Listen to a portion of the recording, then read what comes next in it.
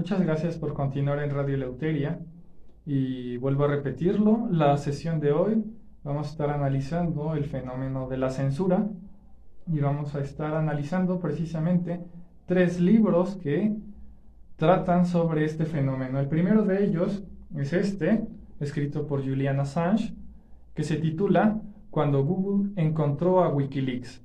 Bueno, en este libro Julian Assange, a partir de las conversaciones que mantuvo con Eric Schmidt y Jared Cohen, que son los presidentes de la empresa Google, Julian Assange menciona algo muy importante con respecto al fenómeno de la censura.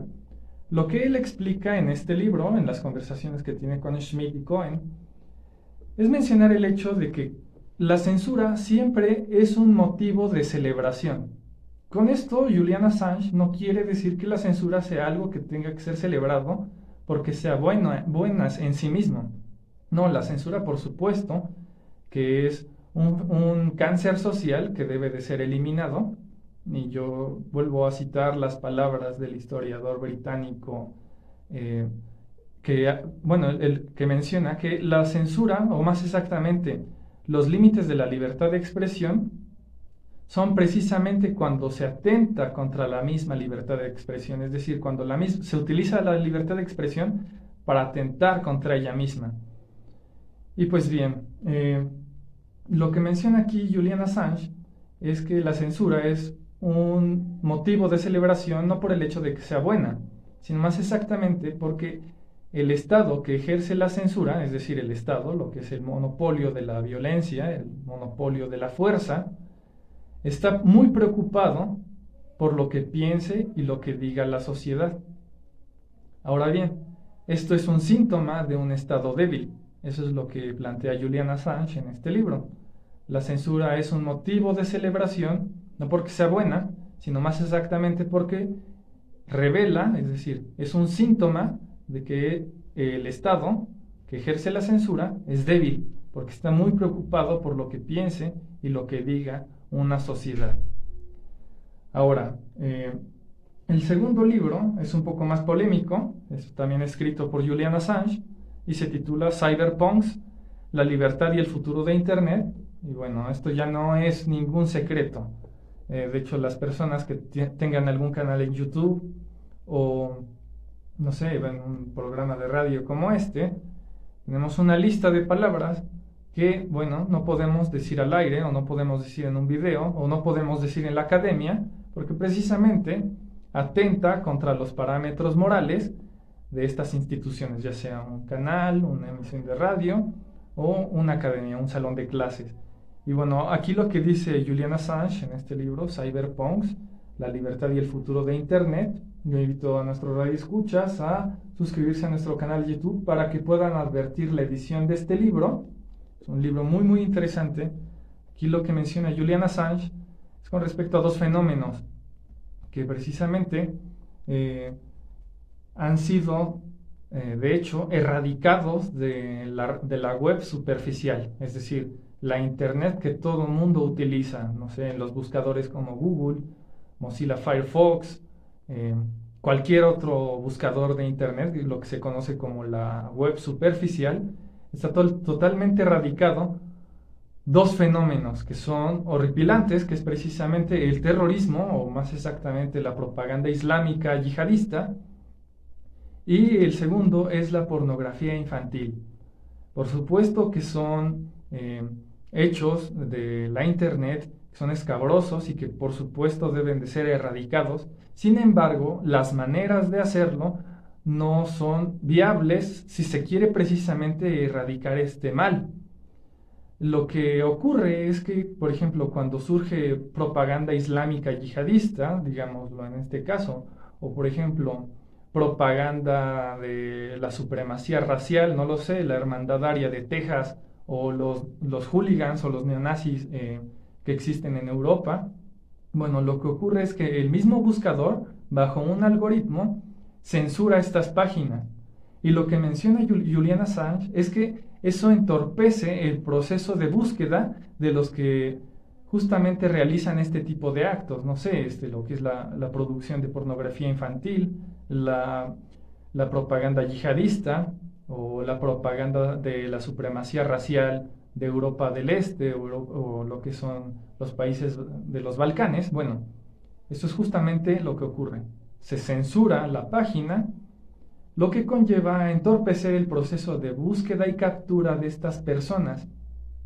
En otras palabras, no porque se oculte el problema deja de existir. Eso es lo que plantea Julian Assange. Lo que debe de hacer la Internet es precisamente abrir estos espacios para que las autoridades, de manera eficiente, busquen a los responsables que perpetran estos actos. Eso es lo que ocurre. Así que la libertad siempre es más exactamente, siempre y en todo lugar, es el principio rector para una sociedad eficiente y justa. Eso es lo que plantea Julian Assange en estos dos libros, lo que es Cyberpunks, la libertad y el futuro de Internet, y cuando Google encontró a Wikileaks, que es una reflexión muy lógica, es cierto. La censura siempre es un motivo de celebración porque eso revela la debilidad del Estado, porque el Estado está muy preocupado por lo que piense y lo que diga una sociedad. Ahora bien, vuelvo a repetir la frase de Neil Ferguson, que es precisamente la que había dicho en un principio. Los límites de la libertad de expresión son exactamente cuando se utiliza la misma libertad de expresión para atacarla. Ese es el único límite que tiene la libertad de expresión. Ahora bien, de este libro voy a estar hablando al final de este programa, que es precisamente Censores Trabajando, de cómo los estados dieron forma a la literatura, escrito por el historiador estadounidense de corte liberal, Robert Darnton. Y bueno, esta edición es del Fondo de Cultura Económica. Yo recomiendo que lo lean. Es un libro muy muy interesante en donde analiza la censura a partir de la Francia del siglo XVIII, pasando por el Imperio Británico de la India, el Raj británico, y finalizando con la RDA, la censura que se llevaba a cabo en la República Democrática Alemana. Este libro es muy muy interesante y analiza a profundidad el fenómeno de la censura. Y pues bien, dando paso a la reflexión que tenemos con respecto a este fenómeno que es precisamente la censura, estuve refiriendo hace un momento en lo que son las palabras del escritor Mario Vargas Llosa, Premio Nobel de Literatura de Perú.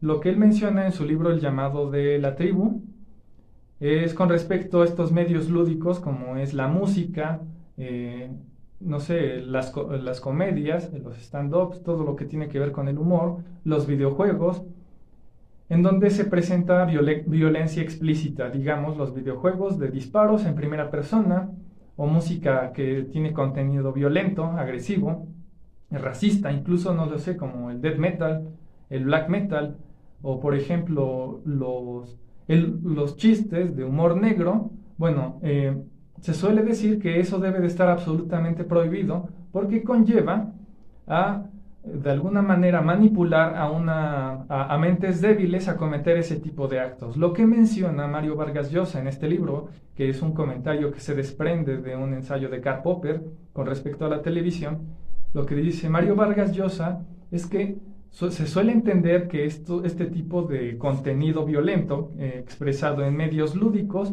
es un efecto, perdón, más exactamente es una causa de los males sociales. Es decir, que a partir de los malos chistes o los videojuegos violentos o el death metal se cometen actos violentos, ¿no? Y se suele entender eso, que eso es la causa de la violencia en una sociedad. Y bueno, nos explica que es todo lo contrario, más exactamente es el efecto de una violencia preexistente en la sociedad. Y si nosotros queremos erradicar estos males en la sociedad, no debemos de perseguir los efectos, más exactamente debemos de atender las causas reales. Esto es lo que ocurrió, por ejemplo, en la balacera en Columbine. Muchos recordarán esa masacre que se perpetró en una escuela de Estados Unidos, precisamente en Columbine, en donde dos muchachos que eran fanáticos de escuchar la música de Marilyn Manson balacearon a sus compañeros en los años 90, me parece. Y bueno, se solía culpar a la música de Marilyn Manson de que estos muchachos habían cometido esa masacre. Y pues no, déjenme decirle que déjenme decirle a ustedes que cuando una persona malvada quiere cometer un acto violento, no necesita excusas. La persona lo va a cometer, escuche o no escuche música violenta, juegue videojuegos violentos de disparos o no los juegue. Una persona malvada los va a cometer y no se debe de culpar a los medios lúdicos, a la literatura, a la música, por los actos violentos de una persona perversa. Esa es la explicación que yo les puedo dar.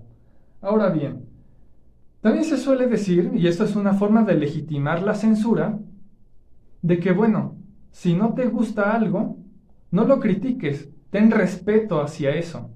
Es decir, si con algo no estás de acuerdo de lo que ocurre en la sociedad, es decir, si un político no te agrada o si cierto libro no te produce placer al leerlo, si no estás de acuerdo con eso, no lo critiques, respeta. Y bueno, a ver, esto también me toma de los cabellos porque una cosa es el respeto y otra cosa es la tolerancia. Yo puedo tener respeto por las cosas que son virtuosas, por ejemplo, una persona que se sacrifica por los demás, una persona que dice la verdad, una persona trabajadora. Es decir, para mí el respeto está relacionado con alguien que es virtuoso, que tiene algo digno de ser admirado. Sin embargo, yo no puedo tener respeto por algo que es tonto o es perjudicial para la sociedad, o incluso con el simple hecho de que yo no estoy de acuerdo con ello. Yo no puedo tener respeto a algo que no me parece correcto. Sin embargo, la sociedad, de manera, como por decirlo de alguna otra forma, con un cliché cultural se suele decir, pues si no estás de acuerdo con ello, respeta. Pues no, hay cosas que no son dignas de ser respetadas. Sin embargo, tenemos la obligación de ser tolerantes, que eso es algo muy distinto. Ahora bien, cuando nos dicen que respetemos aquello con lo que no estamos de acuerdo, nos están diciendo dos cosas. La primera de ellas es que aquello no debe de ser criticado. Es decir, no puedes analizarlo, ni siquiera expresarlo a los demás. Y lo segundo que nos dicen es que tenemos la obligación de ser hipócritas, de quedarnos callados y fingir que estamos de acuerdo con ello, con lo que no estamos de acuerdo. Esa es la consigna del cliché cultural del respeto. Pues no, sí debemos de criticarlos, no debemos de quedarnos callados, no ser hipócritas, con lo que, bueno, yo lo diferencio, es precisamente con la tolerancia. La tolerancia es algo muy distinto al respeto. La tolerancia básicamente consiste en no imponer tus ideas a la fuerza, no obligar a las personas a que piensen como tú, ni siquiera reprimirlas, es decir, obligarlas a que se callen. Incluso la tolerancia, como lo plantea John Locke precisamente en la Carta sobre la Tolerancia, es cuando dice que la tolerancia consiste en pasar por alto aquello que te desagrada, pero volvemos a lo mismo. Se asemeja mucho a este cliché cultural de el respeto, que es una forma de legitimar la censura. Y pues es eso. Esta consigna del respeto conlleva a obligarnos a ser hipócritas, a aparentar que estamos de acuerdo con aquello que no estamos de acuerdo, porque la sociedad, o más exactamente un grupo de personas resentidas, no aceptan que se les diga la verdad. Eso es lo que ocurre. Y esto lo voy a ejemplificar un poco más adelante, si es que me da tiempo. Pero básicamente es eso. Lo que distingue a una sociedad abierta es precisamente la instancia del diálogo, como lo dice precisamente Karl Popper en La sociedad abierta y sus enemigos. Una sociedad está compuesta de individuos, es decir, de personas que piensan de manera muy distinta, es decir, la pluralidad de ideas. Sin embargo, una sociedad abierta se distingue porque esta sociedad compuesta de seres individuales que piensan completamente distintos unos de otros, pueden convivir de manera pacífica e intercambiar ideas sin imponer a la fuerza esas mismas ideas. Eso es lo que plantea Karl Popper, precisamente la instancia del diálogo y la tolerancia. Ahora bien, cuando un Estado, que es precisamente el monopolio de la violencia física, trata de censurar ciertos discursos con los que no se apega, bueno, eso es una forma de uniformar a la sociedad, crear un pensamiento único a través de la coerción. Ahora bien, existe un conflicto que es la censura entre la ética y la moral, lo que es éticamente correcto y lo que es moralmente correcto. Lo moralmente correcto se puede traducir en la sociedad contemporánea como lo políticamente correcto, aquello que es, digámoslo, instalado en una sociedad de manera coactiva, a la fuerza, es decir, tú tienes que pensar de esta manera, no tienes que decir este tipo de cosas. ¿Por qué? Porque lo impone la mayoría, o más exactamente, un conjunto de personas que tienen el monopolio de la violencia física, que se traduce como los políticos. Por eso se refiere que lo moralmente correcto es lo políticamente correcto, porque la moral se opera bajo el castigo y la coerción. Digámoslo en otras palabras, la moral es aquello que tú no haces, no porque no quieras hacerlo o porque tengas la convicción de que es incorrecto hacerlo, sino más exactamente porque conlleva un castigo. Poniendo un ejemplo, digámoslo que, bueno, yo no robo, no tanto porque yo no desee los bienes ajenos, sino más exactamente porque si yo robo, eso me puede costar 20 años en la cárcel. Por lo tanto, no robo. ¿Por qué? Porque le tengo miedo al castigo. Eso es lo moralmente correcto. Moros, que bueno, etimológicamente significa tradición o costumbre. Sin embargo, la ética viene de ethos en griego, que significa carácter, y eso ya tiene una convicción personal. Y lo ético es aquello que tú no haces incluso si no hay castigo. Esa es la gran diferencia entre la ética y la moral y el conflicto que se degenera con la censura. Ahora bien, vamos a hablar ahorita, en este momento, voy a apurarme, porque quedan pocos minutos, pero bueno, es un tema un tanto trivial, un tanto vulgar, y es lo que pasó precisamente con la entrega de los premios Oscar, en el que, bueno, Will Smith golpeó a Chris Rock en la cara. Y lo que he visto, a pesar de que es algo que, bueno, a mí no me agrada, nunca me ha agradado ver los Oscar, sin embargo, comencé a ver los comentarios en la red, y mucha gente justifica el golpe que le dio Will Smith a Chris Rock. Y pues bien, vamos a hablar un poco sobre el humor, para empezar. La risa, y eso es lo que plantea Henri Bergson en su libro precisamente Ensayo sobre la risa, es que la risa es el castigo al defecto. Ahora bien, esto ya lo hemos mencionado en un programa anterior, que si nosotros nos ponemos a analizar los 6 grados de la comicidad que se presentan en la comedia, empezando desde el más bajo, que es la escatología, hasta el nivel más alto, que es la crítica social, por completo, los 6 grados de comicidad siempre conlleva a una forma de agresión, ya sea muy sutil o muy explícita, pero el humor no puede existir si no hay una forma de agredir al otro. Ahora bien, existen ciertos disfraces en la comedia, hablando tanto de la dramaturgia como del stand-up, que bueno, también se le considera comedia. Bueno, no puede haber comedia si no hay un cierto grado de agresión al otro. No existe algo así como un chiste absolutamente blanco. Incluso eso lo menciona Freud en El chiste y su relación con el inconsciente. El chiste existe en la medida en que exista una agresión. Sin embargo, bueno, hay muchos teóricos de la risa que opinan distinto. Unos dicen que, bueno, la risa, o más exactamente, la estimulación de la risa se genera a partir de una agresión implícita, es decir, una agresión liviana. Y eso, uno de esos teóricos es Aristóteles, cuando refiere que la comedia es imitación de acciones de hombres más malvados, pero no una maldad, es decir, en sí misma, per se, sino una maldad fea. Eso quiere decir que no, las personas que están en la comedia o los personajes de la comedia no sufren daños graves, porque si sufrieran daños graves ya no generaría risa, sino más exactamente horror. Bueno, Aristóteles es uno de los teóricos de la risa, pero es el que dice que la agresión debe de ser sutil, no explícita. Sin embargo, Freud, bueno, yo considero el psicoanálisis una charlatanería, pero bueno, en eso sí estoy de acuerdo cuando Freud plantea que la risa es una agresión brutal hacia el otro. Sin embargo, tenemos el matiz de que es a través de la ficción, es decir, a través del chiste. de que no se ejecuta materialmente. Ahora bien, bueno, con respecto a los tipos cómicos fijos que menciona Guy Bergson, que es la teoría de la risa de Bergson, los tipos cómicos fijos es la acentuación del defecto moral, y eso es lo que genera la risa. Sin embargo, esto es algo que debe de quedar claro.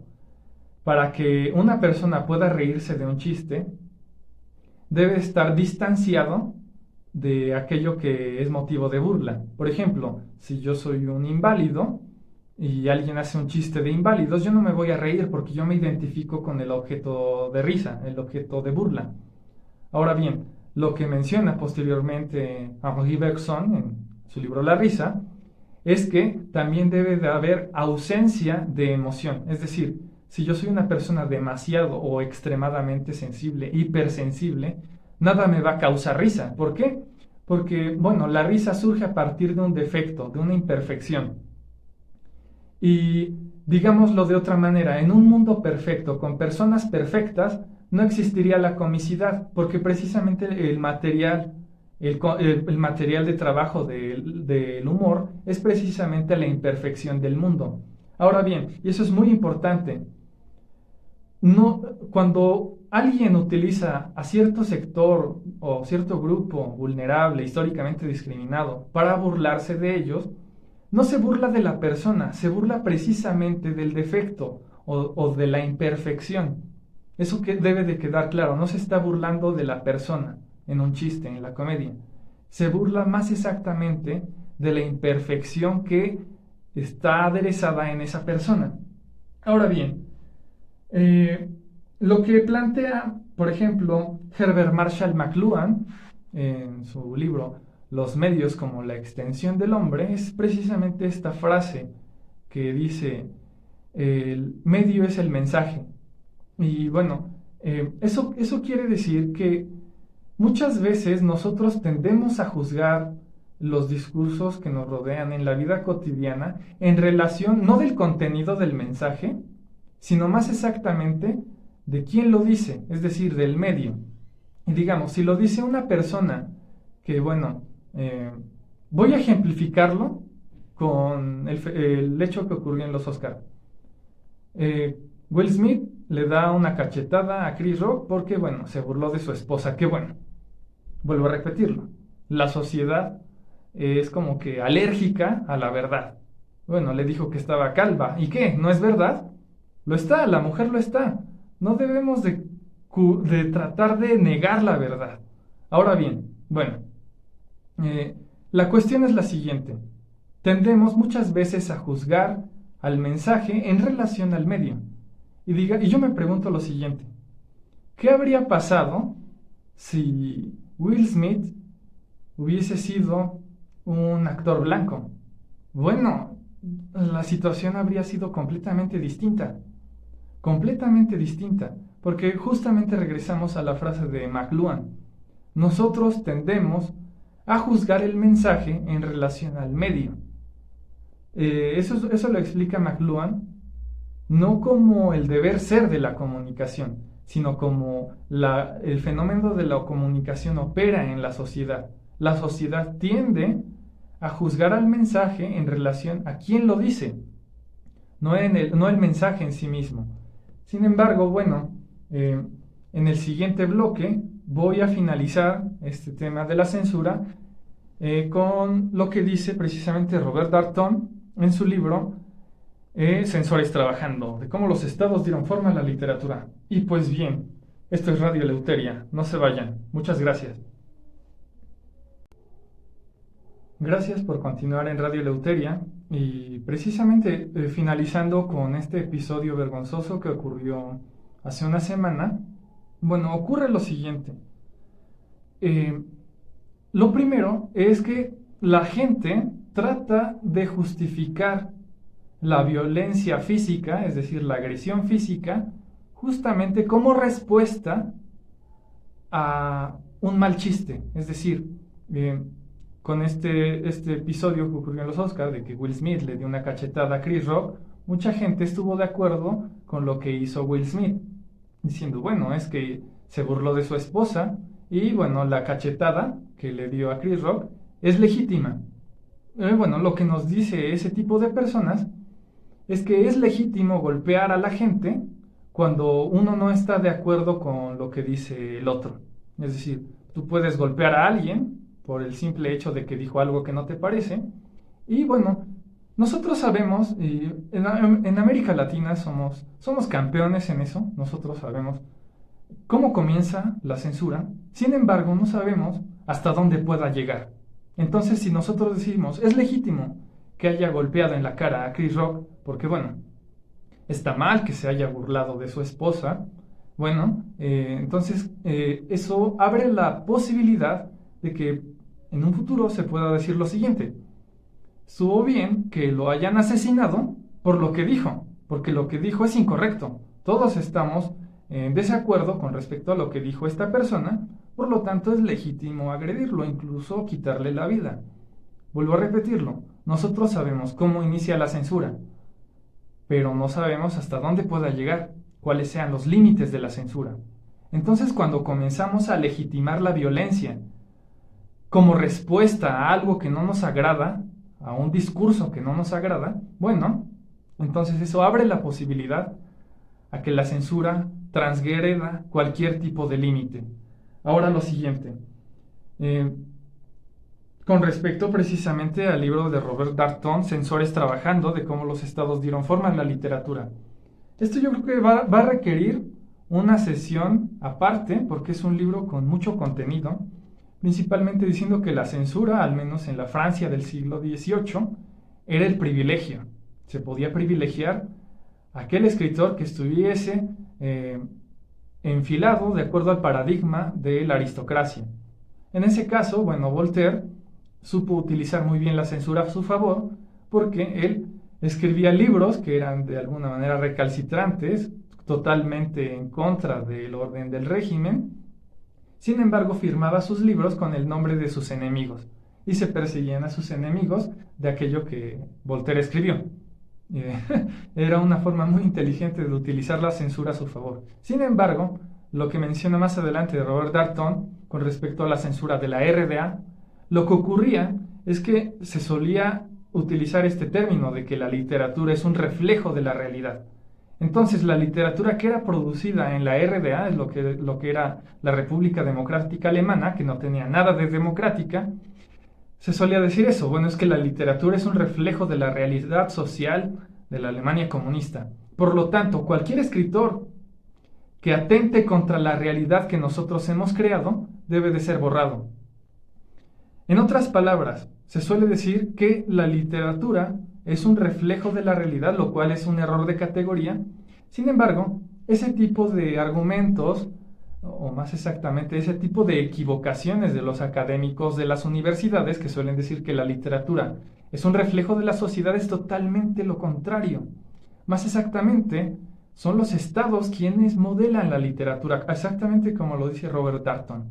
La censura que se ejercía con respecto a los escritores de la RDA era de esa manera. Nosotros, el Partido Comunista de Alemania, de la RDA, nosotros decimos qué es y qué no es verdad. Es decir, nosotros decimos cómo es la sociedad socialista alemana de los años 80.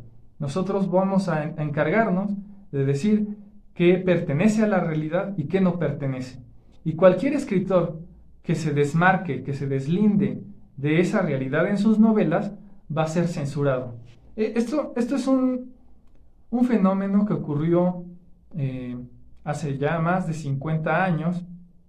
Sin embargo, en las academias universitarias se sigue cometiendo este tipo de errores, que precisamente abren la puerta a la censura, porque realmente en sociedades en donde los estados son obesos, es decir, tienen mucha actividad en la sociedad, incluso pueden intervenir en la vida privada de las personas, eso conlleva incluso a que la literatura ya no sea un acto libre, sino más exactamente una planificación estatal. Sin embargo, bueno, ya no nos dio tiempo de explicar lo que dice este libro. Yo creo que vamos a tener un programa especial hablando del libro de Robert Darnton, Censores trabajando, de cómo los estados dieron forma a la literatura, porque realmente este libro desmonta muchas falacias que nos han sido enseñadas en las universidades. Y yo me atrevo a decir, y esto lo digo con total sinceridad, que si usted, amigo radioescucha, está interesado en aprender literatura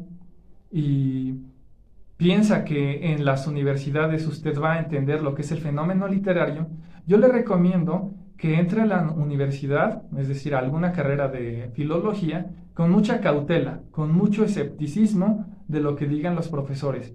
Y yo lo invito mejor a aprender literatura por su cuenta, buscando sus propias lecturas críticas y desconfiando mucho de lo que digan los maestros, los profesores de las universidades, porque muchas veces los académicos enseñan literatura con mucha presión, o más exactamente, muy contaminado con ideología. Eso es lo que yo puedo decir. Y tendremos un programa especial precisamente con respecto a los académicos de las universidades en donde se enseña literatura. Y pues bien, esto ha sido todo por hoy. Agradezco mucho a la Voladora Radio por este espacio. Agradezco mucho a Rocío Castillo detrás de cabina por este trabajo que realiza todos los días. Muchas gracias, Rocío.